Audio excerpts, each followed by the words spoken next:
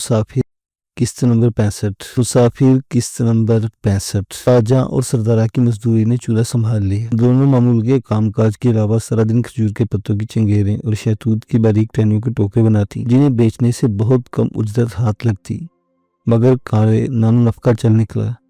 चंदू माही इन दोनों की करीब जाती तो वो खामोश रातों से परे छिटक देती। चारपाई पर दीदे फैलाए मुर्दों की तरह लेटे हुए गामन के करीब जाती तो इसकी सर्दमोरी देखकर दिल मुट्ठी में आ जाता। वो गूंगा बहरा हो गया था और चंदू के कान उसकी आवाज को तरस के। उमर हयात की माँ नामुराद गई थी। इसका बेटा चंद दिनों के वक्फे से फिर आन पहुंचा। देहाती घरों के दरवाजे व सेबदारों के लिए खुले रहते हैं। वो जीप खाल पर रोकने के बाद शहदूद की टहनियां खाल के रुके पानी में भिगोती हुई सरदारा और ताजा को नजरअंदाज करके कमरे में पहुंच गया। गामन चारों शाने चित चारपाई पर दराज था। चारपाई की बांह से कमर टिकाकर चंदू माही जमीन पर बैठी हुई थी। इसने अपना चेहरा घुटनों में दे रखा था। वो खंगारा तो चौंक कर उसे देखने लगी। अपने बाबा के मरने से पहले उमर हयात खूबरू और नफीस था। उम्दा लिबास जेबतन करता था, खलंडरा था। अब दिखाई देने वाला उमर हयात मुख्तलिफ था, हुल्ले से निशी मालूम होता था। इसने गामन को सलाम किया। जवाब न पाकर मुस्तफसराना नजरों से देखने लगा। चंदू को आना ग्रां गुजरा। बोली, अब क्या लेने आए हो? इसने गामन की तरफ देखा और फौरन भाप गया कि खुली आंखों वाला गामन होशो हवास से आ रही था। उंगली तानकर बोला, तुम्हें? वो चीखी, बाबा देख तो सही कौन आया है। मैं कहता था कि तेरी बाहों में दम है, अब वो दम दिखा और इस अमीरजादे को रोक दे। हाय बाबा उठना। तो कहता था कि तेरे हाथों में इतनी ताकत है, जो भी मेरा नाम लेगा उसकी जुबान खांच लेगा। इसकी जुबान भी गुद्दी से खींच खा। बाबा उठना। उमर हयात की आंखों में तशवीश तोड़ गई, मगर गामन टस से मसना हुआ। चंदू ने सीने पर दोनों हाथ मारे, चिल्लाई, दारो अम्मा, मीरजादा में कुछ चावल आया है, वो रोक घिनो। वो इतने जोर से चीखी थी कि इसकी आवाज फट गई। वो सीना को भी करती जाती थी, सरदार और अम्मा को पुकारती जाती थी, बाबा को झंझोड़ती जाती, मगर कोई बेदार न हुआ। गामन के घुटने का जख्म पस ज्यादा था, बहुत दुखता था। इसने दोनों हाथों से उसका घुटना पीट डाला। तब भी गामन की ठहरी हुई आंखों में जुम्बिश पैदा न हुई तो हाँपने लगी। दुनिया सो गई थी। उमर हयात बौखला गया, कभी चंदू को, कभी गामन को, तो कभी दरवाजे के बाहर उछलती कूदती बकरी को देखता। फिर घुटनों के बल जमीन पर गिर गया। चंदू के हाथ थाम कर मुल्तजियाना बोला, चंदू मेरी बात सुनो, मैं तुम्हें उठाने के लिए नहीं आया, लेने के लिए आया हूँ। खुदा के लिए चुप हो जाओ, वरना मुझे कुछ हो जाएगा। तो यूं रुके जैसे उमर हयात को कुछ न होने देना चाहती हो। वो चंदू के दोनों हाथ अपनी आंखों पर रखकर बोला, चंदू मैं तुम्हारे बगैर जिंदा नहीं रह सकता। खुदा के अपने बाबा को समझाओ, मैं किसी को नुकसान नहीं करना चाहता, मैं किसी को दुख नहीं देना चाहता। मुझे समझने की कोशिश करो प्लीज। तुम यहाँ से चले जाओ, कुछ समझना नहीं चाहती।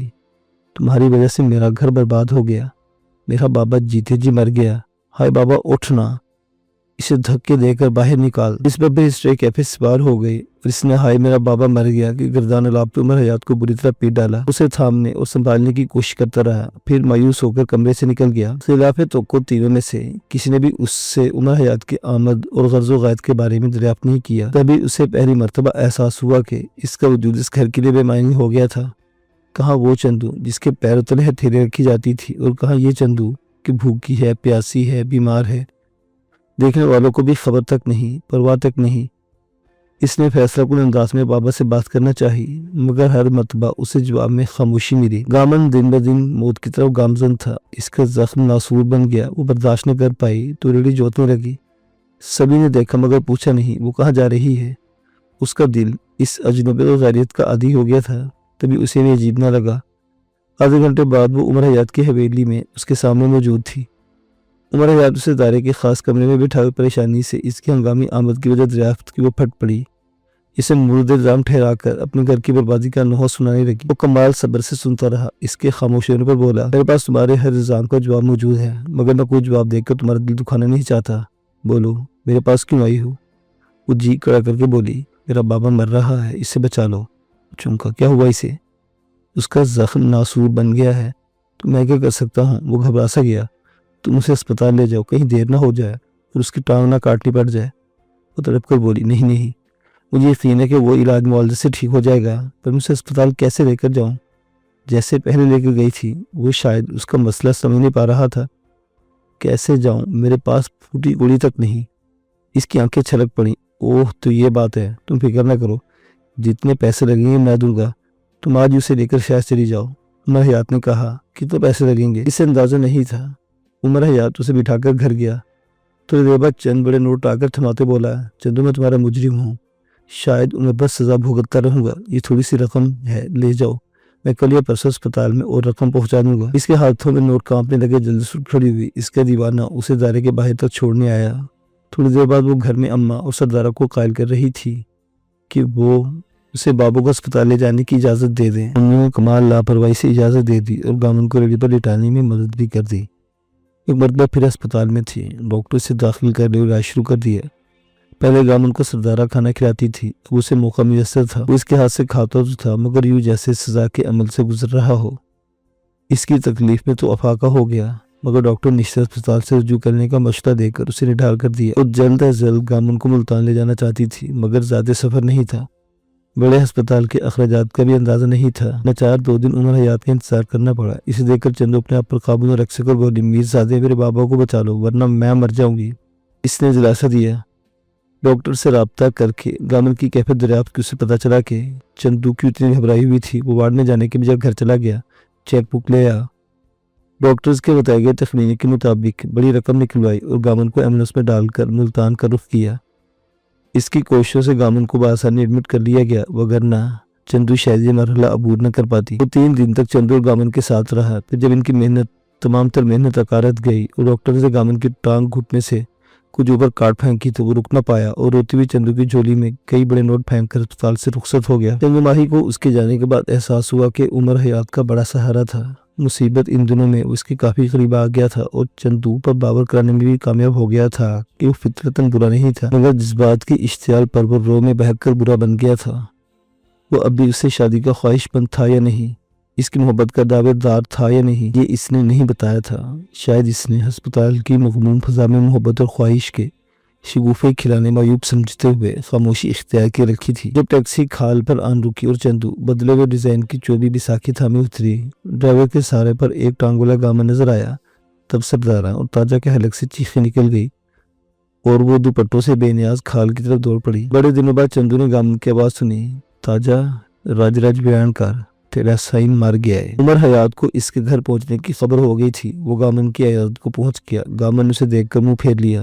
चंदू माही इसकी जेरे बार थी, इससे मुंह नहीं फेर सकती थी, मगर दिल में दुआ मांग रही थी कि वो जल चला जाए। वो कुछ देर गामन पर झुका इजाजत करता रहा। गामन की आंखें तक खामोश रही तो एक आ भरकर पलटा। कमरे से निकलते सरगोशी में बोला, चंदू मुझे खाल तक तो छोड़ा। वो उसकी बात न टाल सकी। खाल पर पहुंचकर उमर हयात रुक गया। बोला, देखो चंदू, बाबा के इंतकाल के बाद मुझ पर भारी जिम्मेदारी आन पड़ी है। तुम्हारा और तुम्हारे घर वालों का रवैया भी दिल दुखाता है। इसलिए मैं बार बार नहीं आ सकता।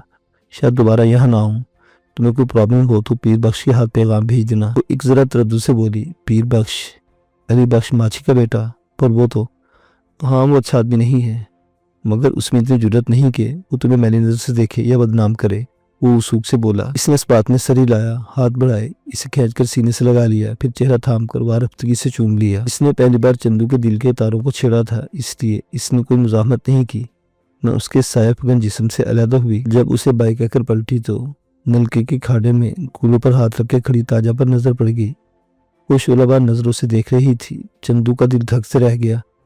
सहन में पहुंची तो ताजा ने उसे देखकर मुंह बना लिया। बोली, बस चंदू, यह गाल तो मैं कर दी हम। इसके पास ताजा के सवालनुमा फैसले का जवाब नहीं था। सर झुकाकर कमरे में चली गई। ताजा इसके पीछे कमरे में आ गई और तंज लहजे में गामन को बताने लगी। वो खाली आंखों से देखता रहा, जैसे कुछ भी ना सुन रहा हो। चंदू चारपाई की बांह से टेक लगाए जमीन पर बैठी सुनती रही। इसका चेहरा था यूं जैसे ताजा इसकी नहीं, किसी गैर मुतल्लिक शख्स की बदखोई कर रही थी। पहला मामूल लौट आया। चंदू माही सुबह शाम गामन की चारपाई से लगकर बैठी रहती और कोशिश करती रहती कि वो किससे किस तरह बोल पड़े, मगर इसकी हर कोशिश हस्बे साबिक नाकाम रही। तब इसकी चश्मे तसव्वुर पर चोरी छुपे उमर हयात पराजमान होने लगा। उसके बारे में सोचने लगी जिसे सोचना गुनाह ख्याल करती थी। दुख अपनी जगह बजा, कच्ची उम्र के सुहाने सपनों को रोकना इसके बस से बाहर था।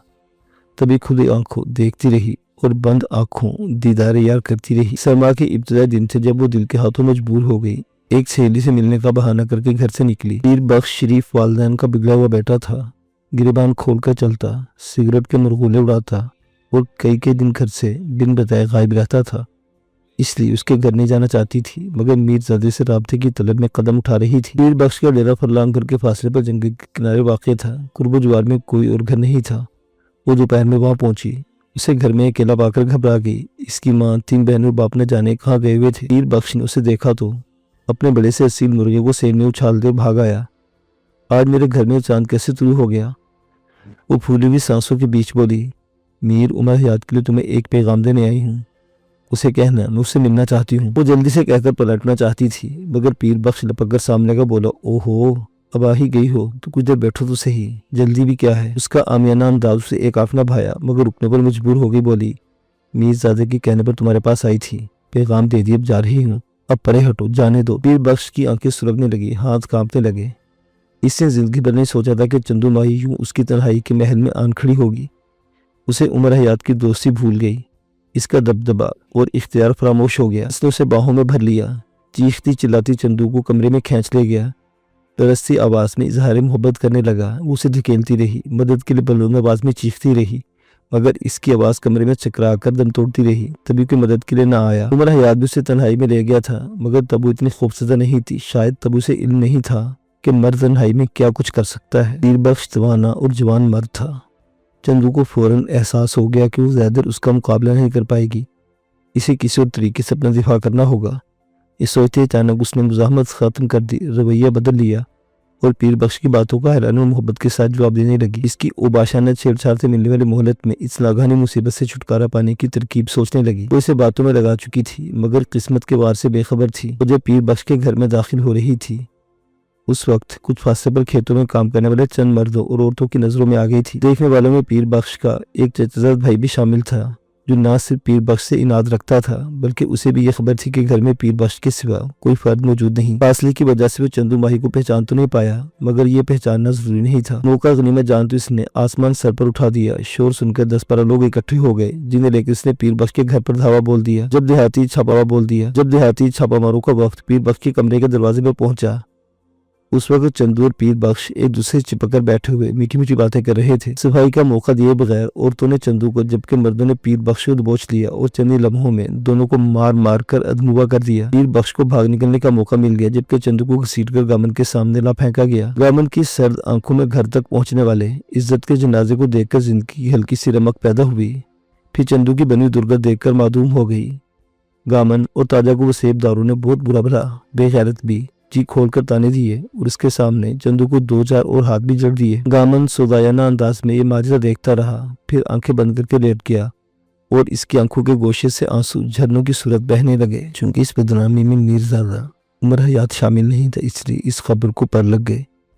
शाम से पहले आसपास के तमाम इलाकों तक चंदू की रुसवाई का किस्सा फैल गया। उमर हयात की पोठवार जीप शाम ढले खाल पर आन रुकी। वो जीप से उतरकर दौड़ता चंदू के पास पहुंचा, जो हस्बे मामूल सर ने होड़े गामन की चारपाई का पाया थामे हिचके ले रही थी। उमर हयात ने रस्म अलैक के बगैर उसे मुखातिब किया, चंदू माही, मैंने क्या सुना है? फतेह जोश से इसकी आंखें शोले उगल रही थी और आवाज कांप रही थी। चंदू ने सर ने उठाया तो इसका लहजा मजीद दुरुस्त हो गया। वो फट फट इसने सांस ले बगैर तमाम राम कहानी क्या सुनाई। इससे शायद परवाह नहीं रही थी, जिसकी बातें गामन भी सुन रहा था। उमर हयात उसे चंद लम्हों तक देखता रहा, फिर वो दिलासा दिए बगैर जिस तरह दंदनाता हुआ आया था, वैसे उठता हुआ घर से निकल गया। सीधा पीर बख्श के घर पहुंचा। पीर बख्श का बाप मिला, जिसने बताया कि लोगों ने इस वाक़े के बाद इसका हुक्का पानी बंद करने का फैसला कर लिया था। ताहम पीर बख्श को घर से निकालने पर उसे राहत मिल सकती थी, इसलिए इसने पीर बख्श को मार पीट कर घर से निकाल दिया था।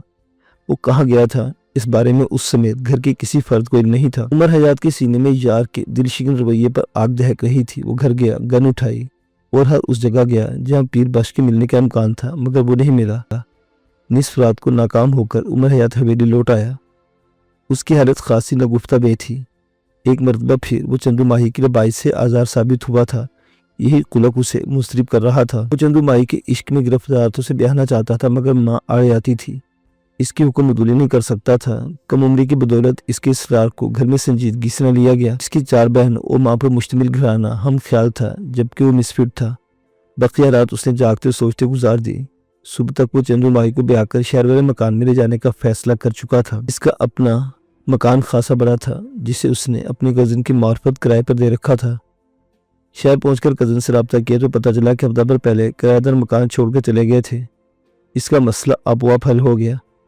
इसने चाबी और वापसी का कसद किया, माँ के पैर छुए, रवायती अदब से मुखातिब हुआ। अम्मा, औलाद गुनाह करती है, माँ की दुआ इसके गुनाह पर पर्दा डालती है। मैं कुछ ऐसा कर गुजरने का इरादा रखता हूँ कि आपका दिल दुखेगा। मैं आपको बहुत बुरा लगूंगा, मुझे मार लेना, बुरा भला कह लेना, मगर कोई बद्दुआ न देना। इसकी माँ का माथा ठनका। कुरेती नजरों से देखते हुए मुतफक्किराना बोली, ऐसा काम करते ही क्यों हो जिस पर तुम्हें मेरी बद्दुआ का डर लाहिक हो? वो मजीद झुक गया। अम्मा, दिल के हाथों मजबूर हूँ। मीरजादे, क्या बात है? तुम बहुत परेशान दिखाई देते हो। वो माँ के पैरों में बैठ गया। माँ ने बेहतरा पूछा कि वो क्या करना चाहता है, मगर वो लबस्ता रहा। माँ का दिल मुट्ठी में आ गया। आज तक बेटा इस तरह सर झुका इसके दरबार में नहीं आया था। बोली, तुम्हारे बाबा के बाद मेरा दिल बहुत कमजोर हो गया उमर, ये ध्यान में रखना। इसने इस बात में सर हिलाया और हवेली से निकल आया।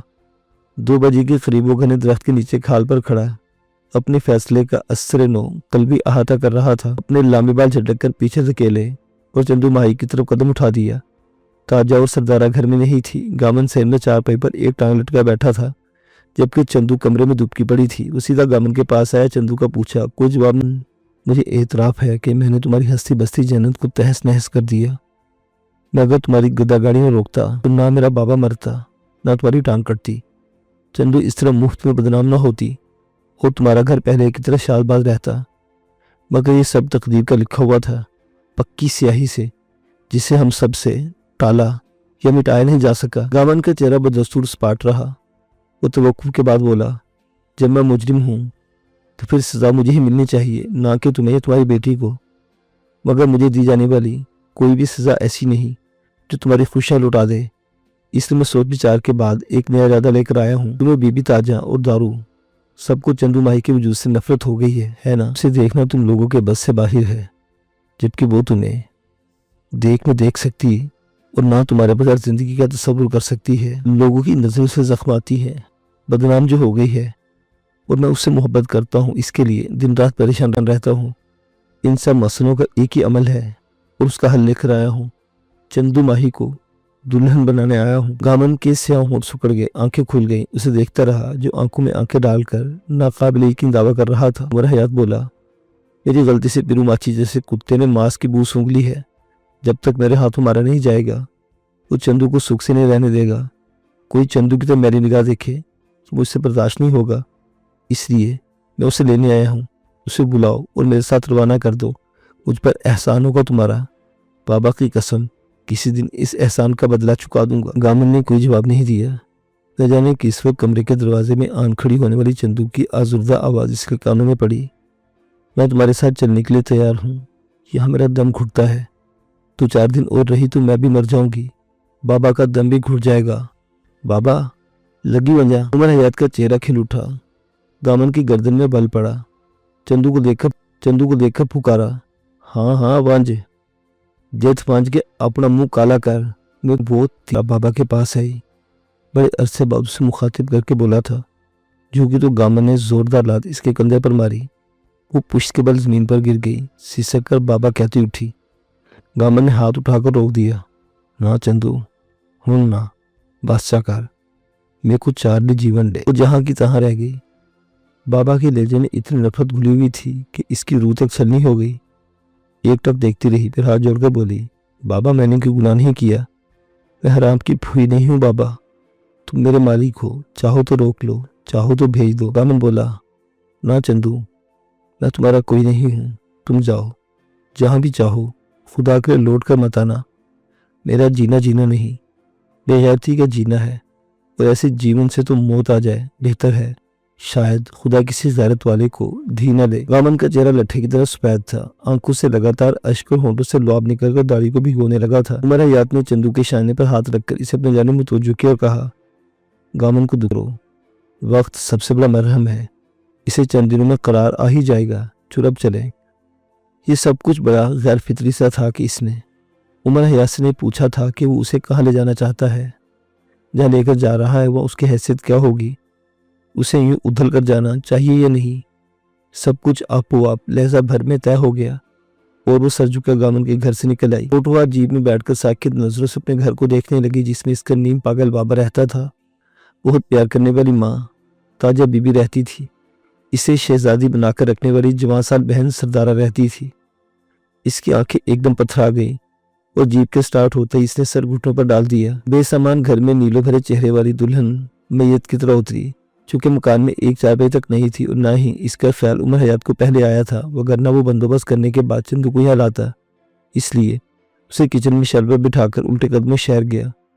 फौरी जरूरत का सामान और चारपाइयाँ खरीद कर नी ट्रक पर उठा लाया।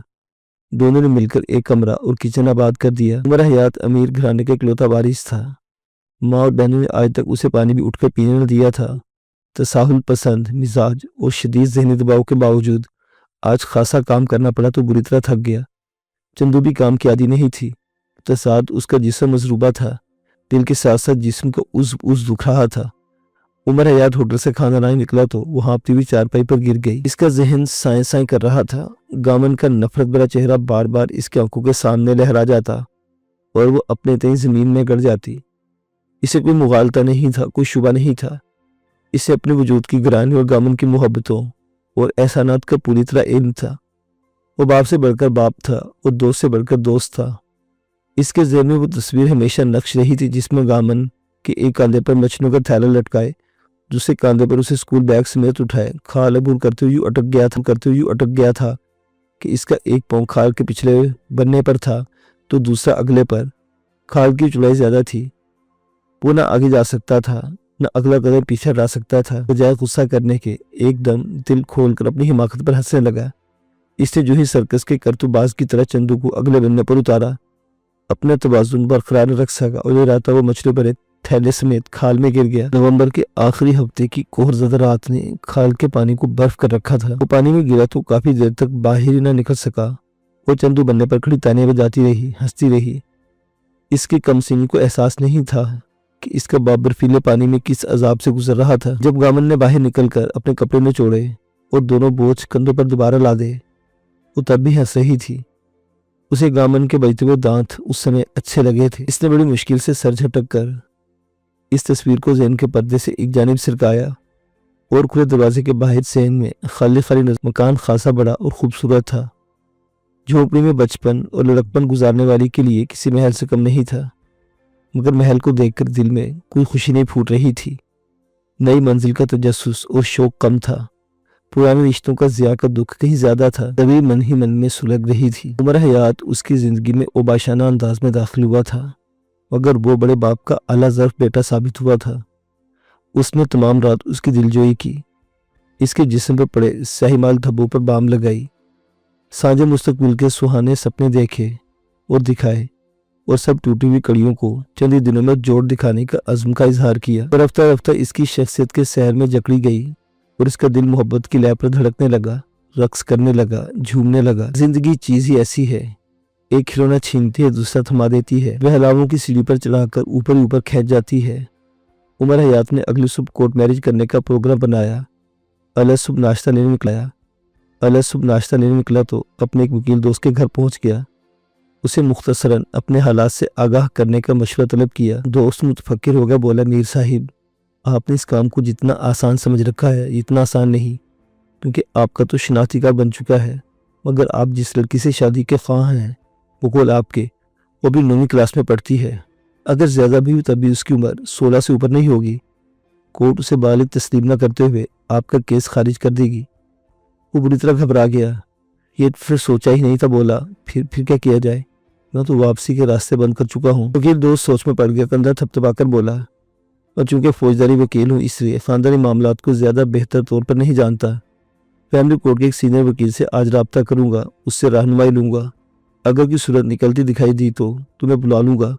तुम गांव में हो गए या यहीं शहर में? इसने मुल्तजियाना अंदाज में बहर सूरत मदद की दरख्वास्त के लिए बता करके वो शहर में ही है अपना फ़ोन नंबर नोट करा दिया। घर पहुँचकर चंदू से मुखातिब हुआ, चंदू माही, मैं एक वकील के पास गया था, तभी नाश्ता लाने में देर हो गई। इसके साथ इसने वकील से होने वाली बातचीत गोशगुजार कर दी। फिर कहा, तुम फिक्र ना करो, मैं कोई ना कोई सूरत निकाल ही लूँगा। चंदू सोच में पड़ गई।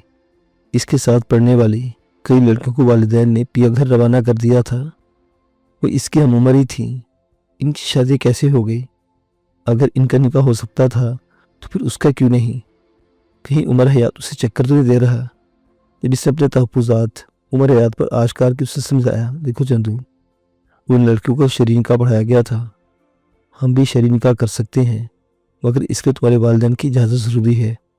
मुझे अंदाज़ा है कि गामन कभी भी इजाज़त नहीं देगा, और कोर्ट मैरिज के लिए लड़के और लड़की का बालिग होना ज़रूरी होता है, जबकि कानून की नज़र में तुम बालिग नहीं, खुद मुख्तार नहीं हो। फिर क्या होगा? वो सहम गई। डर लगने लगा कि उमर हयात उसे वापस न चाहती थी। मदद तलब मगर डूबी आंखों से देखते हुए बोली, मीरजादे, मैं मर जाऊंगी मगर वापस नहीं जाऊंगी। वहाँ मेरा दिल फटने को आ जाता है। बाबा की नज़रें मुझे जिंदा दरगोर कर देती हैं। मैं इसका सामना नहीं करना चाहती। इसने अपने वकील दोस्त की कॉल का इंतजार नहीं किया और नए अज़्म से कचहरी रवाना हो गया। अपने दोस्त को चैम्बर से पकड़कर फैमिली अफेयर्स को डील करने वाले वकील के पास ले गया। बराह रास्त मिलने या बिलवास्ता मिलने में बहुत फ़र्क होता है। ख़ानदानी मामलात में शोहरत रखने वाला वकील असगर गिलानी खासा बूढ़ा और महंगा था। इसने पहले फ़ीस तय की, 2000 बयाना जेब में डाला, फिर उसे कानूनी तौर पर महफूज रास्ता दिखाने लगा। सीधा रास्ता लंबा और पेचीदा होता है, शॉर्टकट आसान होता है, दिल को लगता है। तभी उसके दिल को इत्मीनान हुआ जब असगर गिलानी से मुसाफिर के लिए हाथ बढ़ाते हुए कहा, नौजवान बिल्कुल बेफिक्र हो जाओ, 2-4 दिन लगेंगे मगर काम हो जाएगा, बिल्कुल जेन्युइन।